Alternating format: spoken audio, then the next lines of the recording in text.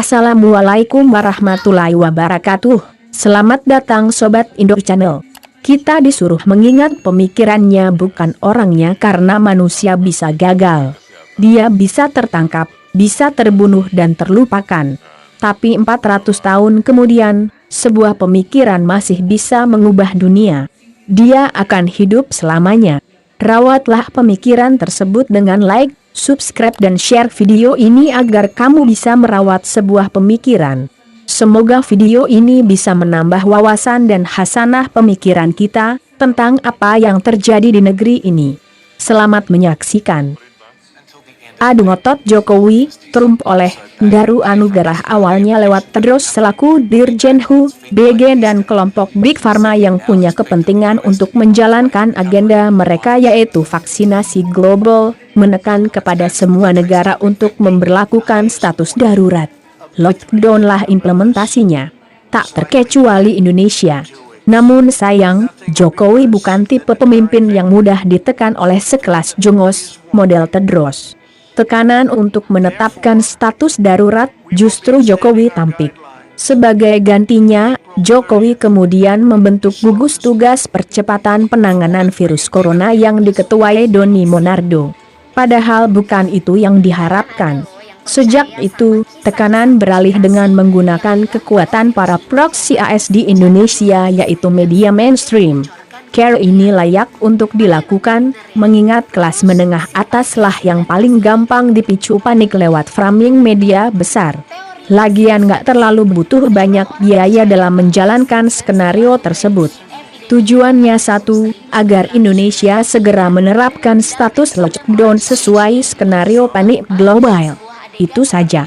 Jadi bukan chaos dan berujung pada kudeta, akhir semua framing media selama ini. Hanya butuh tunduknya seorang Jokowi atas maunya Seng Doro besar yang berada di balik sosok Tedros.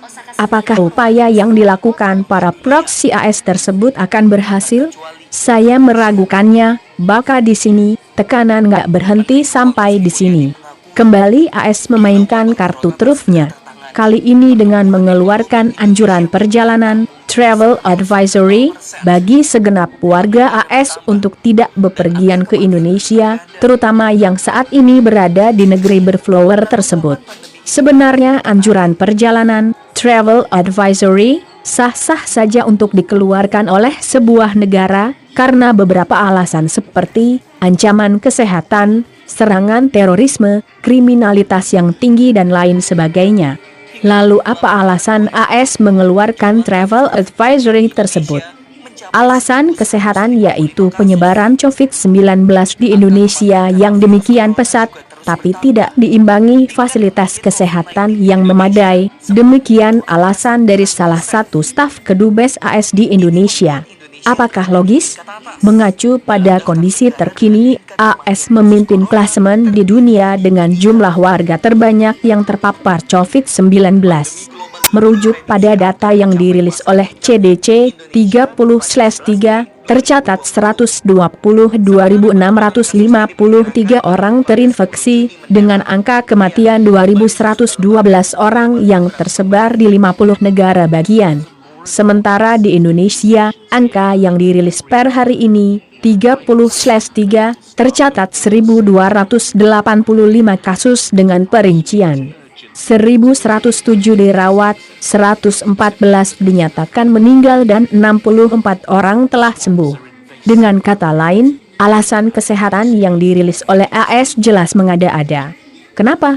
Karena angka terinfeksi dan angka kematian di AS jauh lebih tinggi daripada di Indonesia. Artinya dengan menyuruh warganya pulang kampung, sama saja dengan menyuruh mereka keluar dari sarang buaya dan masuk ke kandang singa. Toh kondisi di AS nggak lebih baik keadaannya. Bisa disimpulkan, travel advisory dikeluarkan karena ada kepentingan politisnya. Nyatanya, travel advisory juga dilayangkan ke Filipina bagi segenap warga AS, setelah Duterte menendang keluar segenap pangkalan militer AS di negeri tersebut.